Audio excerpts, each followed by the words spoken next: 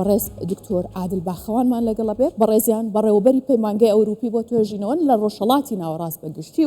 و ئەمڕۆ بە تایبەتی لەسەر بابەتە ئابوووریەکانی ڕۆژهەڵاتی ناوەڕاست گفتوگوی لەگەڵ دەکەم. دکتۆر سڵاوت لێ بێدەم کاتت باش. دکتۆر سەرنجم ڕاکێشان بۆی کە ببینین لە ڕۆژهەڵاتی ناوەڕاست و بە تایبەتیش ئێستا و جەنگەی کە هەیە لەم ناوچەیەدا و ئاگربەستی نێوان یاخود با بڵێن پاکستان و هندستان و ئەمانە بەگشتی و هەمووی دوجار کاریگەریە بێت لەسەر لایەنە ئابوووریەکەی، چونکە زانین بەشێکی زۆری هەرە یاخود بەشی هەرە زۆری جەنگەکە جاشەڕ بە یاخود جەنگ بێت لە لایەنە ئابوووریەکەەوە سەر هەڵەدات. بەشێکی زۆری ئابوووریەکەیەوە کات کە بەردەوامی بە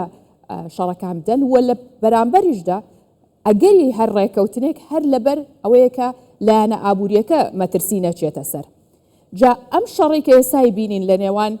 ئەگەر بڵین جەنگی ساردی نێوان ئەمریکا و چین واتوانین بڵین جەنگی رووسیا ئۆکرانیا، هەموو ئەمانە دوجار چۆن کاریگەریەکەیان ڕەنگە داتەوە لەسەر عێراق، یاخود با بڵین عێراق لێرەیە ئەبێت چی بکات بۆی کە لەم نێوەندە لەم دۆخە هەستیارەی کە هەیە مامەڵە بکات لەگەڵ دۆخەکە بژاردەکانی چیە بێت؟ ئەم کاتت باش هاژەخان ڕاستەکەی پەیوەندێکی دینامیکی زۆر بەهێز هەیە لە نێوان ئابووری لەلایەک و جیۆپۆلیتیک بەمانە فراوانەکەی لەلایەکی ترەوە و تەنانەت ئەو پرسیارە هەمیشە دووبارە ئەبێتەوە کامیان دەستنیشانەکەن، کامیان ئاڕاستەی کامیانەکەن. ئایا ئابووری ئاراستەی جیۆپۆلیتیکە کات یاخود جیۆپۆلیتیک ئاراستەی ئابووریەکە؟ خۆی لە ڕاستیان من لە بەرەی هیچ کامیان نیم ئەوەی کە بڵم ئەمەیانەیە ئەویتریانەوەکو بیرمەند بەڵکو بە بۆچوونی من پەیوەندێکی دینامیک لە نێوان هەردووکیانە هەیە کە ئەیان خاتە ئاستی تەقابولێت، واتە یەکتری تەواوەکەن و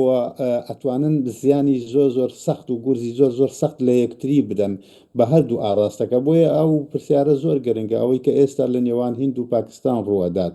و لە هەمان کەتا ئەوەی کە لە نێوان ئەو گفتوگویی کە بڕیارە لە هەفتەی داهاتوو لە ئیستانبول بکرێت لە نێوان ئۆکرانیەکان و ڕووستەکانە و هەروەها ئەو گفتوگویی کە ئێستا لە نێوان ئێرانیەکان و ئەمریکیەکانە لە مەسقەتە ئەمڕۆ ئێستام چرکە ساتێک کە من و تۆ قساکەین بەردەوامەوە نیە بە دیوێکی تریشا جەنگی غەزە و دواتر ڕووداوەکانی سووریا هەر هەموو ئەمانە پێکەوە یەک پاکێژن کە ڕاستەوخۆ کارایی دائنن بەسەر دۆخی عێراقەوە بە تایبەتی لە ساتەوەختی دابەزینی پترۆڵە، چونکە خۆ دەزانی ئاژەخان لە بەداخەوە لە عێراقا لە سەدا 95 سیستمی ئابووری عێراق لەسەر پترۆڵە. لە ساتەوەختی دابەزینی نرخی پترۆڵە تەواوی کۆمەلگای عراقی و دەوڵەتی عراقی ئەکەوێتە ئەزمە و قەیرانێکی یەکجار گەورەوە وەکو ئێستا کە بڕیارە بۆ 2025 عراق بە ناچاری ئەتوو ڕوبەڕووی عەجزێکە بێتەوە کە بە 48 ملیار دۆلار تەخمین کراوە، واتە عراق ناچارە دەست بە ئەو شوێنانەی کە بڕیار نەبوو دەستی بۆ ببە. باشە دکتۆر، ئەو بێگومان هەفتەیەکی زۆر هەستیار لە بەردەم ڕۆژهەڵاتی ناوەڕاستە بێت، لە هەفتەی داهاتووە کاتەکە زۆر هەستیارە. لێرەیە کاریگەریەکانی چییە بێت چۆن ڕەنگەداتەوە لە لایەکەوە کە وتمان زیانێکی گەورە لە سەرکەرتی غەز دەکەوتووە، لەم لاوە نرخی نەوت دابەزیوە و ئەمانە هەمووی کاریگەریانە بێت. دۆخەکە چی لێ دێت بە تایبەتی لە ئابووری ڕۆژهەڵاتی ناوەڕاستە بە چ ئاراستەیەک ڕێڕەوەکات؟ توانی مسریشی بۆ زیاد بکەیت، چونکە لەوەتەی کە حوسیەکان بربەستە ئاوەکان بەین نەکەن لە بابلمەندەب بۆمبارانەکەن و ڕێگە نادەن کە شتێکان تێپەڕێت، زیانی ئابووری مەسری 100 ملیار دۆلاری تێپەڕاندووە و ئێستا تەنانەت بۆ بە قەیرانێکی یەکجار گەورە بۆ ئابووری مەسر و دەزانی مەسر گەورەترین دەوڵەتی عەرەبیە لە ڕۆژهەڵاتی ناوەڕاستە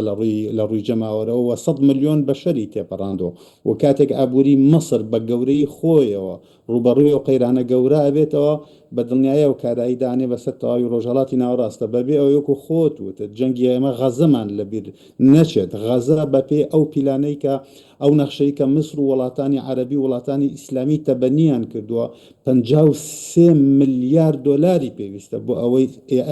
بینا بکرێتەوە سەرلەنی و هەروەها سووریا لەبیرمان نەچێت 500 ملیار دۆلاری پێویستە بۆ ئەوەی سەر لە نوێ بینا بکرێتەوە و لەگەڵ هەموو ئەمانە شەخۆ دەزانی سەرچاوەی یەکەمی ئابووری ڕۆژهەڵاتی ناوەڕاست بریتێ لە پترۆڵ بەپێی ئەو ئەندیکەتەرانەی کە ئێستا لە بەردەستمانان ئەوەیە کە پترۆل خۆ دەزانی لە $100 دابەزی بۆ 70 ئێستا دابەزیەوە بۆ 63 و گریمانەی ئەوە هەیە دابەزێ بۆ $40 ئەمە خۆی بەخۆی گورزێکی یەکجار گەورەی پۆڵاینی تون باشە دکتۆر عێراق ئێستا کاتی ماوە بۆی کە ئەگەر خۆی ئامادەکات لە کۆمەڵێک ئاماژەی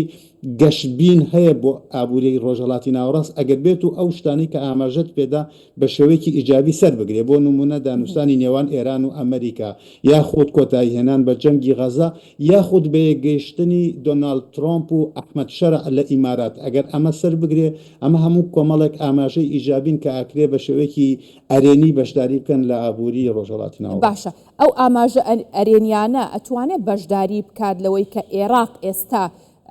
پلانێکی خۆی دانێ بۆی کە ئیدی هەر هەموو پایەکانی لە ناو نەوتدا نەچەقێنێت کاتیەوەی هەیە؟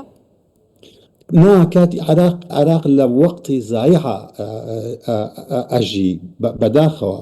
بۆچی لە وەقتی زایحە یعنی لە کاتێکە چیکە یاریەکە تەواو بۆ بەنسبەت عراقەوە تۆ لە 2003 هەتاوەکو 2025 بە هەزار ملیار دلار هاتوۆتە خەزێنەی دەوڵەت بەڵام ئەم هەزار ملیار دلارە یەکەم هاژەخان نەیانتوانیوە عراق ڕزگار بکەن ئەوەی کە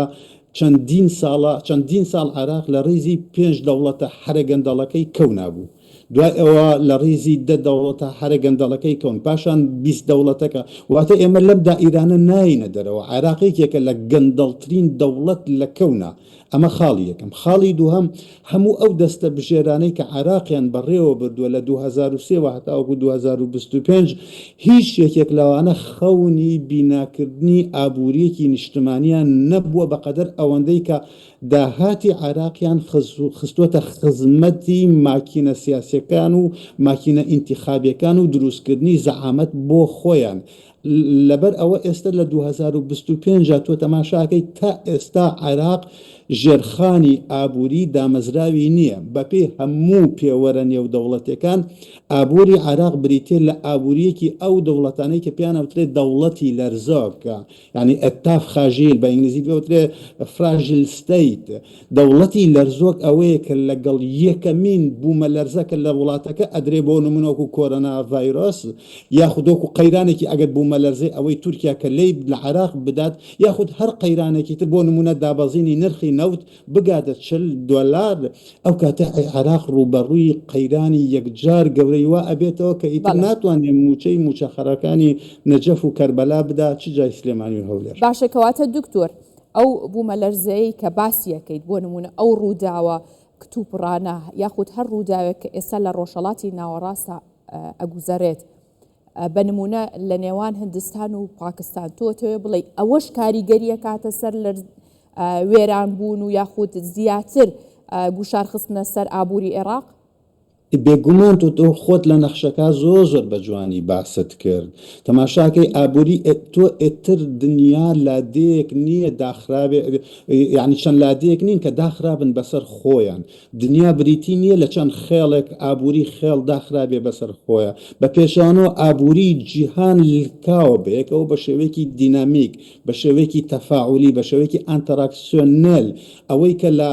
واشنگتۆن ڕوئەدا ئەوەی کە لە ئیسلام ئاباد و نیودەلهی ڕوئەدات ئەوەی لە کیف یاخود مۆسکۆ ڕوئەدات تەنانەت دانوستانەکانی نێوان ئێران و هەموو ئەمانە پێکەوە ڕاستە و خۆیان ناڕاستە خۆ کارایی بەسەر ئابووری تۆ دائەنێن بەڵام پرسیارە سەرەکیەکە ئەوەیەکە بۆچی ئەم کارایانە نابن بە کارەسات بۆ وڵاتێکی وەکو عەرەبی سعودیە بەڵام ئەبن بە کارەساتی یەکجار گەورە بۆ لوبنان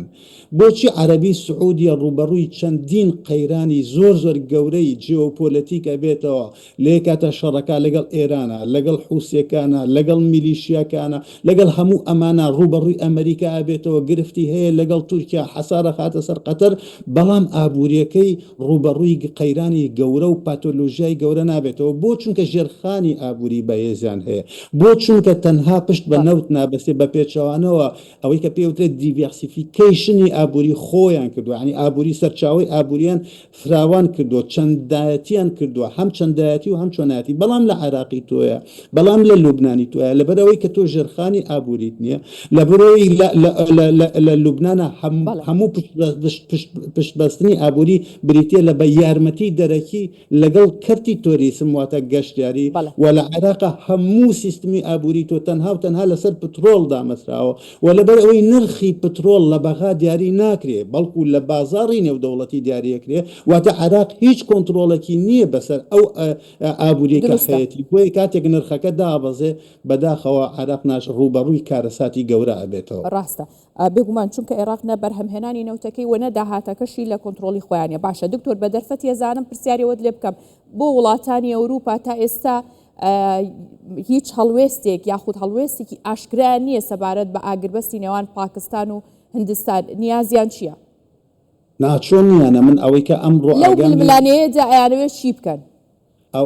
خۆی ڕاستەکەی ئازانی حتمما بێگومان بەشێکی زۆر لە وڵاتانی ئەوروپا دابش بوون بەسەر لە ڕووی ئابووریەوە و لە ڕووی ئابووری سەربازیەوە دابش بوون بەسەر هند و بەسەر پاکستانە بۆ نمونە هند